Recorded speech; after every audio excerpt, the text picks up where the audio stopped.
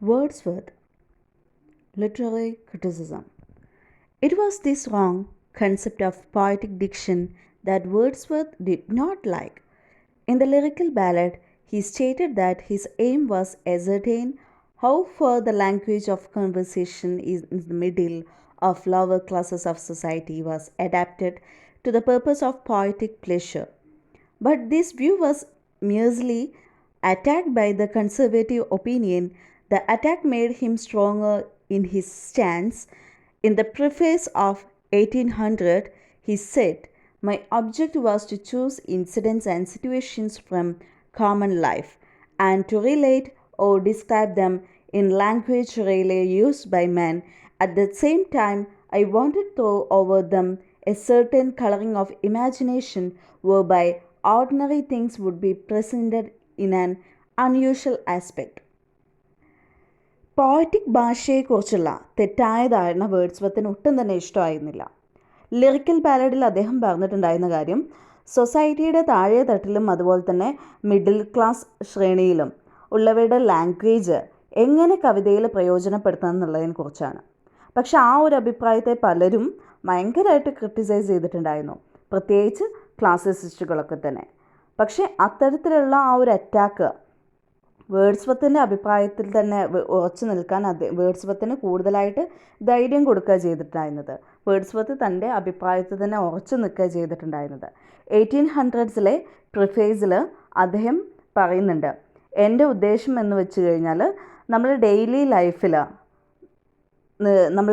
ലൈഫിൽ നിന്ന് നമ്മൾ നടക്കുന്ന സംഭവങ്ങളെയും സന്ദർഭങ്ങളെയും ഒക്കെ എടുത്ത് അത് സാധാരണക്കാരുടെ ഭാഷയിലാക്കുക എന്നുള്ളത്. അതായത് വളരെ സിമ്പിൾ കോമൺ ലാംഗ്വേജിൽ എഴുതുക എന്നുള്ളതാണ് അദ്ദേഹത്തിൻ്റെ എയിം എന്നുള്ളത്. എന്നാൽ അതേസമയം അത്തരം വളരെ കോമൺ ആയിട്ടുള്ള കാര്യങ്ങളെ ഇമാജിനേഷനിലൂടെ, ഭാവനയിലൂടെ ഒരുപാട് എക്സാജറേറ്റ് ചെയ്ത് സാധാരണ കാര്യങ്ങൾ അസാധാരണമാകുന്ന രീതിയിലേക്ക് മാറ്റുക എന്നുള്ളതും കൂടിയാണ് തൻ്റെ ശ്രമം എന്നുള്ളത്. അതായത് വേർഡ്സ്വർത്തിൻ്റെ ശ്രമം എന്താണെന്ന് വെച്ച് കഴിഞ്ഞാൽ സാധാരണക്കാരുടെ ജീവിതത്തിൽ അതിസാധാരണമായിട്ടുള്ള വളരെ കോമൺ ആയിട്ടുള്ള കാര്യങ്ങളെ തനതായിട്ടുള്ള രീതിയിലും ശൈലിയിലും ഏതൊരാൾക്കും മനസ്സിലാവുന്ന രീതിയിൽ കവിത എഴുതുക എന്നുള്ളതും, എന്നാൽ അതേ സമയത്ത് സാധാരണ കാര്യങ്ങളെ തന്നെ അസാധാരണമായിട്ടുള്ള ലാംഗ്വേജിൽ, പോയറ്റിക് ലാംഗ്വേജിൽ പകർത്തി എഴുതുക എന്നുള്ളതും കൂടിയാണ് തൻ്റെ ശ്രമം എന്നുള്ളതാണ് അദ്ദേഹം ആ ഒരു 1800 അദ്ദേഹത്തിൻ്റെ ലിറിക്കൽ ബാലഡിന് വേണ്ടിയിട്ട് അദ്ദേഹം എഴുതിയിട്ടുള്ള പ്രിഫേസിൽ അദ്ദേഹം മെൻഷൻ ചെയ്യുന്നത്. Then Wordsworth explains why he chose only low and rustic life for his poetic subjects. He says that in that condition, men free from all the outside influences and they speak from their own personal experiences. They convey their feelings and notions in simple and unelaborated experiences. In poetic diction, Wordsworth includes personification, periphrasis, inversion, antithesis, and some other devices. Personification is the speaking of animals and the things without life as if they are human beings. Periphrasis is the use of indirect and circumlocutory speech or writing. Inversion involves the changing of the word order, and antithesis is a person or thing that is direct opposite of someone or something else. Wordsworth explain ചെയ്യുന്നുണ്ട് എന്തുകൊണ്ടാണ് അദ്ദേഹം സാധാരണ ലൈഫും അതുപോലെ തന്നെ ഗ്രാമീണമായിട്ടുള്ള ലൈഫും തൻ്റെ കവിതകളുടെ മെയിൻ സബ്ജക്റ്റായി തിരഞ്ഞെടുത്തത് എന്നുള്ളതിനെക്കുറിച്ച്. അദ്ദേഹം പറയുന്നത് എന്താണെന്ന് വെച്ച് കഴിഞ്ഞാൽ അത്തരം അവസ്ഥയിൽ മാത്രമേ ബാഹ്യമായിട്ടുള്ള അല്ലെങ്കിൽ പുറമേ നിന്നുള്ള സ്വാധീനങ്ങളിൽ നിന്നും ആളുകൾ സംസാരിക്കുന്നതൊക്കെ വളരെ ഫ്രീഡത്തോടെ ആയിരിക്കും, സ്വതന്ത്രരായിട്ടായിരിക്കും. അവരുടെ സ്വന്തം അനുഭവത്തിൽ നിന്ന് അവർ സംസാരിക്കുകയും ചെയ്യുന്നുള്ളതാണ്. അവരവരുടെ ആശയങ്ങളും അനുഭവങ്ങളും ഒക്കെ വളരെ സിമ്പിളായിട്ടുള്ള ഡെക്കറേറ്റീവ് ഒന്നുമല്ലാത്ത ഭാഷയിൽ അവർ പ്രസൻറ്റ് ചെയ്യും. അതുകൊണ്ടാണ് അവർ ഗ്രാമീണമായിട്ടുള്ള കണ്ടൻറ്റുകളൊക്കെ തൻ്റെ കവിതയിൽ വരുന്നത് എന്നാണ് വേർഡ്സ്വർത്ത് പറയുന്നത്. അതായത് അവർ തനതായിട്ടുള്ള രീതിയിൽ വളരെ കോമൺ ലാംഗ്വേജിൽ തന്നെ അവർ സംസാരിക്കും എന്നുള്ളത് കൊണ്ടാണ് അത്തരത്തിലുള്ള ഡെക്കറേറ്റീവ് ലാംഗ്വേജുകളൊന്നും അവർ ഉപയോഗിക്കില്ല. അതുകൊണ്ടാണ് അത്തരത്തിലുള്ള കണ്ടൻറ്റുകളൊക്കെ തൻ്റെ കവിതയിൽ ഉപയോഗിക്കുന്നത് എന്നാണ് അദ്ദേഹം പറയുന്നത്. അതുപോലെ തന്നെ പോയറ്റിക് ലാംഗ്വേജിൽ വേർഡ്സ്വർത്ത് പേഴ്സോണിഫിക്കേഷൻ, അതുപോലെ തന്നെ പെരിഫ്രസിസ്, ഇൻവേർഷൻ, ആൻറ്റിത്തിസിസ് അങ്ങനെയുള്ള മറ്റ് ചില കാര്യങ്ങൾ കൂടെ ഇൻക്ലൂഡ് ചെയ്യാറുണ്ട്. പേഴ്സോണിഫിക്കേഷനിൽ മൃഗങ്ങളെയും ജീവനില്ലാത്ത മറ്റു വസ്തുക്കളെയൊക്കെ മനുഷ്യരായിട്ട് അവതരിപ്പിക്കുക ചെയ്യുന്നത്. We know what is personification എന്നുള്ളത്. ഇനാനിമേറ്റ് ആയിട്ടുള്ള ഒബ്ജക്ട്സിന് ഹ്യൂമൻ ക്വാളിറ്റീസ് കൊണ്ടുവരിക എന്നുള്ളതാണ്.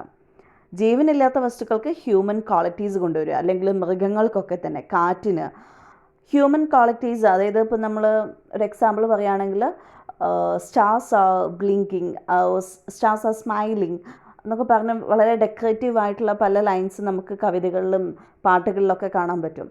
ആക്ച്വലി നക്ഷത്രങ്ങൾ ചിരിക്കുന്നില്ല. ചിരിക്കുക എന്ന് പറയുന്നത് ഹ്യൂമൻ ക്വാളിറ്റി മാത്രമാണ്. അതുപോലെ തന്നെ വലിയൊരു സ്റ്റോം വരികയാണെന്നുണ്ടെങ്കിൽ, കൊടുങ്കാറ്റ് വരികയാണെങ്കിൽ ലൈക്ക് എ ലയൺ എന്നൊക്കെ പറയുന്നത് കമ്പയർ ചെയ്യും, അല്ലെങ്കിൽ ഒരു പേഴ്സോണിഫിക്കേഷൻ കൊണ്ടുവരും അവിടെ. ആക്ച്വലി കൊടുങ്കാറ്റിന് ഒരു ക്രൂരമായിട്ടുള്ള സ്വഭാവം അങ്ങനത്തെ ഒന്നുമില്ല, പക്ഷെ അവിടെ നമ്മൾ പേഴ്സോണിഫൈ ചെയ്യുക ചെയ്യുന്നത്, അതിനെ ഒരു ഹ്യൂമൻ ക്വാളിറ്റി കൊണ്ടുവരിക ചെയ്യുന്നത്. അപ്പോൾ അത്തരത്തിലുള്ള പേഴ്സോണിഫിക്കേഷൻ അദ്ദേഹത്തിൻ്റെ കവിതകളിൽ യൂസ് ചെയ്യാറുണ്ട്. പിന്നെ പെരിഫ്രസിസ് എന്ന് പറഞ്ഞു കഴിഞ്ഞാൽ ഒറിജിനൽ മീനിങ് നേരെ പറയാതെ വളച്ച് കെട്ടി കാര്യങ്ങൾ പറയില്ലേ, അതിനെയാണ് പെരിഫ്രസിസ് എന്ന് പറയുന്നത്. നേരെ കാര്യങ്ങൾ പറയാതെ വളച്ച് കെട്ടി പറയുന്നതിനെയാണ് പെരിഫ്രസിസ് എന്ന് പറയുന്നത്. പിന്നെ പറയുന്ന കാര്യം ഇൻവേർഷനാണ്.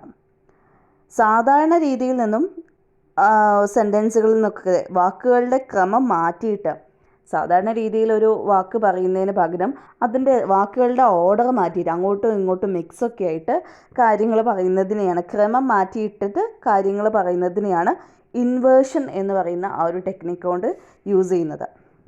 പിന്നെയുള്ളത് ആൻറ്റിതെസിസ് ആണ്. ആൻറ്റിതെസിസ് എന്ന് വെച്ച് കഴിഞ്ഞാൽ ഒരാളോ അല്ലെങ്കിൽ ഒരു ഒബ്ജക്റ്റോ മറ്റൊന്നിന് നേരെ ഓപ്പോസിറ്റായിട്ട് പ്രവർത്തിക്കുന്ന രീതിയാണ് ആൻറ്റിതെസിസ് എന്ന് പറയുന്നത്. ഈ ടെക്നിക്സ് ഒക്കെ തന്നെ വേർഡ്സ്വർത്ത് തൻ്റെ കവിതകളിൽ യൂസ് ചെയ്യുന്നുണ്ടെന്നാണ് പറയുന്നത്. Then he says Wordsworth point out that the language of poetry cannot differ materially from the prose, and he goes to the extent of saying that the best poems are those which are well written in a language of prose, and he quote 2 lines from Gray's sonnet to prove his point. I fruitless mourn to him that cannot hear, and weep the more because I weep in vain. Wordsworth maintains that there is no essential difference between the language of prose and metrical composition, and he says that the language really spoke by men made with true taste of feeling will stand as distinct from their vulgar uses. വേർഡ്സ്വർത്തിൻ്റെ അഭിപ്രായത്തിൽ പോയട്രിയുടെ language എന്ന് പറയുന്നത് സാധാരണ ഭാഷയിൽ നിന്നും വളരെ വ്യത്യസ്തമായ ഒന്നുമല്ല എന്നാണ് അദ്ദേഹം പറയുന്നത്. അദ്ദേഹം കുറച്ചുകൂടി ഡീറ്റെയിൽഡ് ആയിട്ട് പറയുന്നുണ്ട്. എന്താണെന്ന് വെച്ച് കഴിഞ്ഞാൽ ഏറ്റവും നല്ല പോയട്രി പ്രോസ് രൂപത്തിലാണ് എഴുതപ്പെട്ടിട്ടുള്ളതെന്നാണ് അദ്ദേഹം പറയുന്നത്. ഫോർ എക്സാമ്പിളായിട്ട് അദ്ദേഹം പറയുന്നുണ്ട്, തോമസ് ഗ്രേയുടെ 2 വരികളാണ് അദ്ദേഹം മെൻഷൻ ചെയ്യുന്നത്. അദ്ദേഹത്തിൻ്റെ അഭിപ്രായത്തെ അദ്ദേഹം ന്യായീകരിക്കുന്ന രീതിയിലാണ് ആ 2 ലൈൻസ് അദ്ദേഹം പറഞ്ഞിട്ടുള്ളത്. തോമസ് ഗ്രേൻ്റെ സോണറ്റിൽ നിന്ന് എടുത്തിട്ടുള്ള വരി, I fruitless moan to him that cannot hear and weep the more because I weep in vain. അതായത് കേൾക്കാൻ പറ്റാത്തവന് വേണ്ടിയിട്ട് ഞാൻ വെറുതെ കരയുന്നു. കൊട്ടേഷനിൽ പറയുന്നുണ്ട്, കൂടുതൽ കരയുന്നു കാരണം ഞാൻ വെറുതെയാണ് കരയുന്നത്. വേർഡ്സ്വർത്ത് ഇങ്ങനെ സ്ട്രെസ് ചെയ്ത് പറയുന്നുണ്ട്, പോയറ്റിക് ലാംഗ്വേജും സാധാരണ പ്രോസ് ലാംഗ്വേജും തമ്മിൽ വളരെ വലിയ വ്യത്യാസമൊന്നും ഇല്ല എന്നുള്ളത്. അദ്ദേഹത്തിൻ്റെ അഭിപ്രായത്തിൽ പ്രോപ്പറായിട്ടുള്ള ഇമോഷൻസും അവരുടെ തോട്ട്സും ഒക്കെ തുറന്ന് കാണിക്കുന്ന രീതിയിലുള്ള സംസാര ഭാഷ ഒരു സ്പെഷ്യാലിറ്റി ഉള്ളതായിരിക്കുമെന്ന് അദ്ദേഹം പറയുന്നുണ്ട്. അതിൽ and by the men made with the true taste and feeling will stand out as a distinct from the vulgar uses. അതിൽ മോശമായിട്ടോ അനാവശ്യമായിട്ടോ ഒന്നും തന്നെ കാണാൻ സാധ്യതയില്ല എന്നാണ് അദ്ദേഹം പറയുന്നത്. And now a relevant question arises. Wordsworth says the vulgarity of the common speech is refined by the taste, and dignity and variety are added up to by the metaphors and figures. Then how does Wordsworth's concept of poetic diction differ from those the neoclassical critics? René Wellek, a famous critic, feels that Wordsworth actually ends in A good new classicism. ആ സമയത്ത് ഒരു relevant ആയിട്ടുള്ളൊരു question ഉയർന്നു വരുന്നുണ്ട്. എന്താണെന്ന് വെച്ച് കഴിഞ്ഞാൽ, വേർഡ്സ്വർത്തിൻ്റെ അഭിപ്രായത്തിൽ സംസാര ഭാഷയിലുള്ള ആ ഒരു കോമൺനെസ്, സാധാരണത്വം, ആ ഒരു common speech refined by the taste, ഒരു നമ്മളുടെ ടേസ്റ്റ് അനുസരിച്ചിട്ട്, അഭിരുചി അനുസരിച്ചിട്ട് പ്യൂരിഫൈ ചെയ്യാറുണ്ടെന്നാണ് അദ്ദേഹം പറയുന്നത്. ആ ഒരു ഭാഷയിൽ മെറ്റഫേഴ്സും മറ്റ് രൂപാലങ്കാരങ്ങളും അതുപോലെ തന്നെ ഡെക്കറേറ്റീവ് ലാംഗ്വേജുകളൊക്കെ ഉപയോഗിക്കുന്ന സമയത്ത് അത് ഭയങ്കര റിച്ച് ആവുന്നുണ്ട്. Dignity and variety are added to by the metaphors and figures. നമ്മൾ അത്തരത്തിലുള്ള സാധാരണ ഗതിയിൽ നമ്മൾ സംസാരിക്കുന്ന ഭാഷയിൽ കുറച്ച് ഡെക്കറേറ്റീവ് ലാംഗ്വേജുകൾ, മെറ്റഫേഴ്സും സിമിലീസും ഫിഗേഴ്സും ഓഫ് സ്പീച്ചൊക്കെ ആഡ് ചെയ്യുന്ന സമയത്ത് അത് കുറച്ചുകൂടെ റിച്ച് ആവുന്നുണ്ട്, കുറച്ചുകൂടെ സ്റ്റാൻഡേർഡ് കൂടുന്നുണ്ട്. അപ്പോൾ ഉയർന്നു വരുന്ന ചോദ്യം ഇതാണ്: എങ്ങനെയാണ് വേർഡ്സ്വർത്തിൻ്റെ പോയറ്റിക് ലാംഗ്വേജും നിയോ ക്ലാസിസിസ്റ്റിൻ്റെ പോയറ്റിക് ലാംഗ്വേജും തമ്മിൽ ഡിഫറൻസ് വരുന്നത് എന്നുള്ളത്. റെനെ വെല്ലക്ക് എന്ന് പറയുന്ന ചെക്ക് അമേരിക്കൻ ക്രിട്ടിക് പറയുന്നത് എന്താണെന്ന് വെച്ച് കഴിഞ്ഞാൽ, പറഞ്ഞ് വേർഡ്സ്വർത്തിൻ്റെ പോയറ്റിക് ലാംഗ്വേജും നിയോ ക്ലാസിസിസ്റ്റിൻ്റെ ലാംഗ്വേജും ഒന്നായി എന്നുള്ള രീതിയിലാണ്. Then he says about the definition of poetry. വേർഡ്സ്വർത്തിൻ്റെ ഡെഫിനേഷൻ ഓഫ് പോയട്രീനെ കുറിച്ചാണ് ഇനി പറയുന്നത്. ഓരോ എഴുത്തുകാർക്കും അവരുടേതായിട്ടുള്ള ഡെഫിനേഷൻസ് ഉണ്ട്. അതാണ് നമ്മൾ ക്രിറ്റിസിസത്തിൽ പഠിക്കുന്നത്. സാമുവൽ ജോൺസൺ ആണ്, അദ്ദേഹത്തിൻ്റേതായിട്ടുള്ള വ്യൂസ് ഉണ്ട് ഡ്രാമയെക്കുറിച്ചും പോയട്രീനെ കുറിച്ചൊക്കെ. അതേപോലെ തന്നെ ഫിലിപ്പ് സിഡ്നിക്കാവട്ടെ, ഫിലിപ്പ് സിഡ്നിയുടേതായിട്ടുള്ള വ്യൂസ് ഉണ്ട്, ക്രിറ്റിസിസം ഉണ്ട് പോയട്രീനെ കുറിച്ചും ഡ്രാമയെക്കുറിച്ചൊക്കെ. അങ്ങനെ ഓരോ എഴുത്തുകാർക്കും അവരുടേതായിട്ടുള്ള കൺസെപ്റ്റുകളുണ്ട്. And here the Wordsworth definition of poetry, കവിതയുടെ നിർവചനത്തെക്കുറിച്ച് വേർഡ്സ്വർത്ത് പറഞ്ഞിട്ടുള്ള കാര്യങ്ങളെക്കുറിച്ച് നമുക്ക് നോക്കാം. Wordsworth defines good poetry as the spontaneous overflow of powerful feelings, and he further says that it takes its origin from emotion and recollected in the tranquility. The two are actually opposed to each other, and spontaneous overflow is something sudden, by recollecting the tranquility is a slow process. But Wordsworth makes no difference between the two. He tries to explain the one by another. George Watson says that for Wordsworth, poetry is the final product of the unforced overflow of powerful feelings, and most of his great poems were composed in his manner, and he saw an interesting or moving sight when he was just walking, and it was stored in memory, and he called in its the moments of calm contemplation of it was written as a poem, and examples are a solitary reaper and the daffodils by the spontaneity in the poetry. And Wordsworth was not rejecting the workmanship. He was not advocating the artless, and he composed his poems with a great care after often revising his earlier draft. Wordsworth പോയട്രിയെ define ചെയ്യുന്നത് ഏത് രീതിയിലാണെന്ന് വെച്ച് കഴിഞ്ഞാൽ, വളരെ strong ആയിട്ടുള്ള ഇമോഷൻസിൻ്റെ തന്നെ കുത്തൊഴുക്ക് എന്നുള്ള രീതിയിലാണ് അദ്ദേഹം പോയട്രീനെ ഡിഫൈൻ ചെയ്തിട്ടുള്ളത്. He defined poetry as it takes its origin from emotion recollected in tranquillity. വളരെ ശക്തമായിട്ടുള്ള വികാരങ്ങളുടെ തന്നെയുള്ള താനെയുള്ള കുത്തൊഴുക്ക് എന്നുള്ള രീതിയിലാണ് അദ്ദേഹം പോയട്രീനെ ഡിഫൈൻ ചെയ്തിട്ടുള്ളത്. ദെൻ അദ്ദേഹം കൂടുതലായിട്ട് എക്സ്പ്ലെയിൻ ചെയ്യുന്നുണ്ട് അതേക്കുറിച്ച്. പോയട്രി ഉണ്ടാവുന്നത് വളരെ സ്ട്രോങ് ആയിട്ടുള്ള ഇമോഷൻസ് വളരെ കാം ആൻഡ് ക്വയറ്റായിട്ട് ഇരുന്ന് ഓർക്കുന്ന സമയത്താണ്. നമ്മൾ ഒരു കവിത എഴുതുന്നത് അധികം ആൾക്കാരും വളരെ കാം ആൻഡ് ക്വയറ്റ് ആയിട്ടുള്ള പ്ലേസിൽ ഇരുന്നിട്ടായിരിക്കും, വളരെ ശാന്തമായിട്ടുള്ള ഒരു അറ്റ്മോസ്ഫിയറിൽ ഇരുന്നിട്ടായിരിക്കും കവിതകൾ എഴുതുക. കവിത എന്നല്ല, കഥയായാലും എന്തായാലും. എങ്കിൽ മാത്രമേ നമ്മളുടെ ഇമാജിനേഷൻ കൂടുതലായിട്ട് വർക്ക് ചെയ്യുന്നുണ്ടാവുള്ളൂ. നമ്മൾ വളരെ നോയ്സൊക്കെ ഉള്ള, ശബ്ദമൊക്കെ ഉള്ള, അല്ലെങ്കിൽ വളരെ ഡിസ്റ്റർബ്ഡ് ആയിട്ടുള്ള കണ്ടീഷൻസിൽ ഒരിക്കലും നമുക്ക് പ്രോപ്പറായിട്ട് ഒന്നും തന്നെ എഴുതാൻ സാധിക്കില്ല. അപ്പോൾ അതുകൊണ്ട് തന്നെ അദ്ദേഹം പറയുന്നുണ്ട്, കവിത ഉണ്ടാവുന്നത് വളരെ ശക്തമായിട്ടുള്ള ഇമോഷൻസ് വളരെ സമാധാനത്തോടെ ഇരുന്ന് ഓർക്കുന്ന സമയത്താണ് എന്നുള്ള രീതിയിൽ. ഈ രണ്ട് സ്റ്റേറ്റ്മെൻറ്റും പലപ്പോഴും പരസ്പര വിരുദ്ധമായിട്ട് നമുക്ക് തന്നെ തോന്നിയേക്കാം. കാരണം അദ്ദേഹം പറയുന്നുണ്ട് പോയട്രി എന്നാൽ വെച്ച് കഴിഞ്ഞാൽ വളരെ ശക്തമായിട്ടുള്ള വികാരങ്ങളുടെ തന്നെ കുത്തൊഴുക്ക് എന്നുള്ള രീതിയിലാണ്.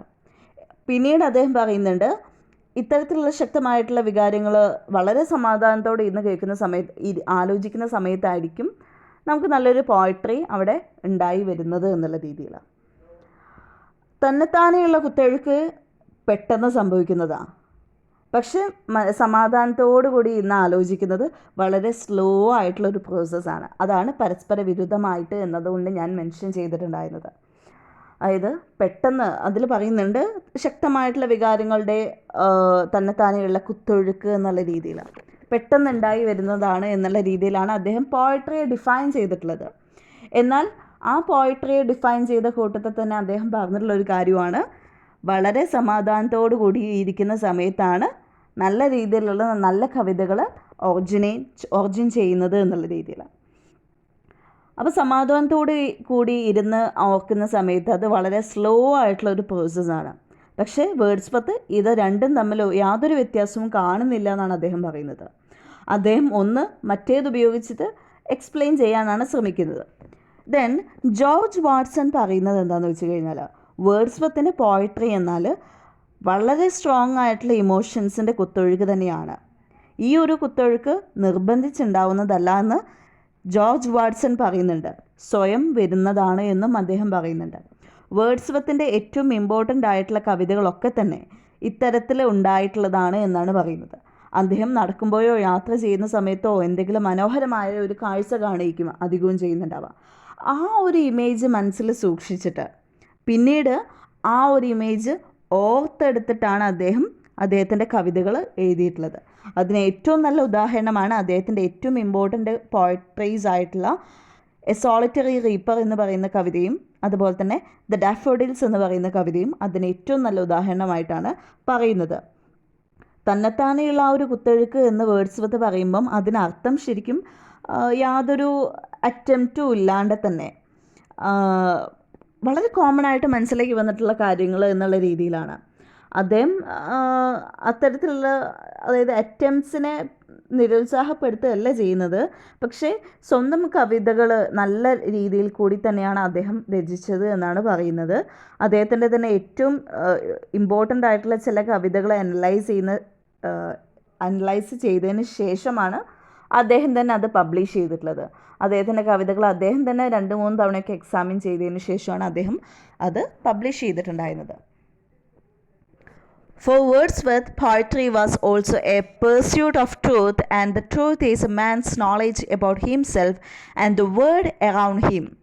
Science is also engaged in the pursuit of truth, and the truth science discovers benefits us materially, but the truths poetry discovers are more spiritual and divine. The pursuit of truth pleases the scientist, it may also please a divine, and the pursuit of truth pleases the scientist, but to Wordsworth, the truth of poetry is felt in the blood and felt along with the heart of all people. Poetry is the breath of the finer spirit of all language, and it is the impassioned expression which is the continuance of all science. And Wordsworth said that every great person is a teacher, and he wanted himself to be considered as a teacher or nothing. A poet teaches his lessons through a purgation of feelings rather than through a mere appeal to the intellect or good sense. This is what makes Wordsworth different from the other in his neoclassical procedures.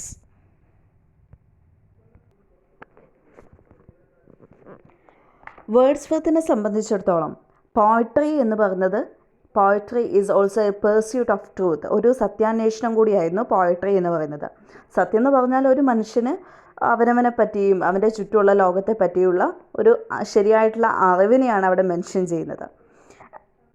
The truth science discovers benefits us materially, but the truths poetry discovers are more spiritual and divine. ശാസ്ത്രവും അതുപോലെ തന്നെ ഈ ഒരു സത്യാന്വേഷണത്തിൽ included ആണെന്ന് പറയുന്നുണ്ട്. ശാസ്ത്രം കണ്ടുപിടിക്കുന്ന കാര്യങ്ങൾ മനുഷ്യന് ഭൗതികമായിട്ടുള്ള എല്ലാ സുഖ സൗകര്യങ്ങളും നൽകുന്നുണ്ട്. ശാസ്ത്രം കണ്ടുപിടിക്കുന്ന കാര്യങ്ങൾ നമുക്ക് കിട്ടുന്ന വളരെ ഈസി ആയിട്ട് ചെയ്യാൻ പറ്റുന്ന എല്ലാ സുഖ സൗകര്യങ്ങളും. പക്ഷേ ഒരു കവിത അല്ലെങ്കിൽ ഒരു പോയട്രി ക്രിയേറ്റ് ചെയ്യുന്ന കണ്ടുപിടുത്തങ്ങൾ, അത് സത്യങ്ങൾ, ആ ഒരു സത്യങ്ങൾ വളരെ ഡിവൈൻ ആയിട്ടുള്ളതും സ്പിരിച്വൽ ആയിട്ടുള്ള ആത്മീയമായിട്ടുള്ളതാണ്. കവിതയുടെ അർത്ഥം നമ്മൾ മനസ്സിലാക്കുന്ന സമയത്ത് നമുക്ക് കിട്ടുന്നത് വളരെ ആത്മീയമായിട്ടുള്ള അല്ലെങ്കിൽ സ്പിരിച്വൽ ആയിട്ടുള്ള ഡിവൈൻ ആയിട്ടുള്ള ഒരു സാറ്റിസ്ഫാക്ഷൻ ആണെന്നാണ് പറയുന്നത്. ഒരാളിപ്പോൾ ഒരു ടി വി കണ്ടുപിടിക്കുകയാണെങ്കിൽ അത് ഒരു ഭൗതികമായിട്ടുള്ള ഒരു സയൻസ് ടെക്നോളജി ബേസ്ഡ് ആയിട്ട് ഒരു ഭൗതികമായിട്ടുള്ള ഒരു അറിവാണ്, അല്ലെങ്കിൽ ഒരു ഒരു സംഭവമാണ് അത് കിട്ടുന്നത്. എന്നാൽ അറ്റ് ദ സെയിം ടൈം ഒരു കവിതയിലൂടെ നമുക്ക് ഒരു സാറ്റിസ്ഫാക്ഷൻ കിട്ടുന്നത് ഡിവൈൻ ആയിട്ടുള്ളത്, ഒരു പ്ലസൻ്റ് ആയിട്ടുള്ളൊരു കണ്ടൻ്റ് ആയിരിക്കും. ഭൗതികമായിട്ടുള്ളതും അതുപോലെ തന്നെ മാനസികമായിട്ടുള്ളതുമാണ് ഒന്ന് കിട്ടുന്നത്. സത്യാന്വേഷണം ശാസ്ത്രജ്ഞനെ ഒക്കെ വളരെ സന്തോഷിപ്പിക്കുന്ന ഒന്നാണ്. ശാസ്ത്രത്തെപ്പറ്റി നന്നായി അറിയാവുന്ന മറ്റു ചിലർക്കും അത് സന്തോഷം നൽകും. അതുപോലെ തന്നെയാണ് പോയട്രിയും. പോയട്രി നല്ലൊരു പോയട്രി ആണെങ്കിൽ, നല്ലൊരു മീനിങ് ഒക്കെ ഉള്ളൊരു കവിതയാണെന്നുണ്ടെങ്കിൽ അത് എഴുതിയ വ്യക്തിക്ക് വളരെയധികം സാറ്റിസ്ഫാക്ഷൻ ഉണ്ടാവും. അതുമാത്രമല്ല, അത് വായിച്ച് അതിൻ്റെ യഥാർത്ഥ അർത്ഥം മനസ്സിലാക്കുന്ന റീഡേഴ്സ് ആണെന്നുണ്ടെങ്കിൽ അവർക്കും ഒരു സാറ്റിസ്ഫാക്ഷൻ ഉണ്ടാവും. അതായത് ഇപ്പോൾ ഏതെങ്കിലും ഒരു എഴുത്തുകാരൻ, കൈറ്റ് റണ്ണർ, ഖാലിദ് ഹുസൈനിയുടെ കൈറ്റ് റണ്ണർ എന്ന് പറയുന്ന സ്റ്റോറിനെ എടുക്കാം, നോവൽ എടുക്കുകയാണെങ്കിൽ ആ ഒരു സ്റ്റോറി താൻ വിചാരിച്ച രീതിയിലൊക്കെ എഴുതിയിട്ടുണ്ടെന്നൊരു തൃപ്തി വന്നു കഴിഞ്ഞാൽ ഖാലിദ് ഹുസൈനിക്ക് വളരെയധികം സാറ്റിസ്ഫാക്ഷൻ കിട്ടും. പെർഫെക്റ്റ് ആണ്, ഓക്കെയാണ് എൻ്റെ വർക്ക് എന്നുള്ളത്. ആ വർക്ക് വായിക്കുന്ന നമുക്ക് അത് വായിച്ചിട്ട് നമ്മളെ ടച്ച് ചെയ്യുന്നുണ്ടെങ്കിൽ ആ ഒരു ഇൻഫോർമേഷനും ആ ഒരു അറിവും ആ ഒരു എഴുതിയ എഴുത്തുകാരൻ്റെ അറിവും എക്സ്പീരിയൻസും ഒക്കെ നമ്മളിലേക്ക് കൂടെ പകർന്ന് കിട്ടുക ചെയ്യുന്നത്. ദെൻ വേർഡ്സ്വർത്തിൻ്റെ അഭിപ്രായത്തിൽ പോയട്രി നമുക്ക് കാണിച്ചു തരുന്ന ആ ഒരു സത്യം ജനങ്ങളുടെ ബ്ലഡിലും അതുപോലെ ഹാർട്ടിലുമാണ് അനുഭവപ്പെടുന്നത് എന്നാണ് പറയുന്നത്. കവിതയാണ് എല്ലാ അറിവിൻ്റെയും ബേസിക് ആയിട്ടുള്ള സോൾ എന്ന് അദ്ദേഹം പറയുന്നുണ്ട്. എല്ലാ അറിവുകളുടെയും മുഖം അതിലുണ്ടെന്നും അദ്ദേഹം പറയുന്നുണ്ട്. വേർഡ്സ്വർത്ത് പറഞ്ഞിട്ടുള്ളത് എല്ലാ സയൻറ്റിസ്റ്റുകളും ടീച്ചേഴ്സ് ആണെന്നുള്ളതാണ്. അദ്ദേഹം സ്വയം അദ്ദേഹത്തെക്കുറിച്ച് തന്നെ പറഞ്ഞിട്ടുള്ളത് അദ്ദേഹത്തെ ഒരു ടീച്ചറായിട്ട് കണക്കാക്കണം എന്നുള്ളതാണ്. അല്ലെങ്കിൽ താൻ ഒന്നുമല്ല എന്നുള്ള രീതിയിലാണ് വേർഡ്സ്വർത്ത് പറഞ്ഞിട്ടുള്ളത്. ഒരു പോയറ്റ് തൻ്റെ പാഠങ്ങൾ പഠിപ്പിക്കുന്നത് ഇമോഷൻസിനെ പ്യൂരിഫൈ ചെയ്തുകൊണ്ടാണെന്ന് അദ്ദേഹം പറയുന്നുണ്ട്. അല്ലാതെ ബുദ്ധിനെയോ അല്ലെങ്കിൽ കഴിവിനെയോ ഇൻ്റലക്ച്വലിനെയോ അല്ലെങ്കിൽ ഗുഡ് സെൻസിനെയോ വിവേകത്തെയോ സ്വാധീനിച്ചുകൊണ്ടല്ല എന്ന് അദ്ദേഹം പറയാണ്. ഈ ഒരു തോട്ടാണ് വേർഡ്സ്വർത്തിനെ മറ്റ് നിയോ ക്ലാസിക്കൽ പോയറ്റ്സിൽ നിന്നും ഡിഫറൻ്റ് ആക്കുന്നത് എന്ന് പറഞ്ഞുകൊണ്ടാണ് വേർഡ്സ്വർത്തിൻ്റെ ഈ ഒരു ക്രിറ്റിസിസം എൻഡ് ചെയ്യുന്നത്.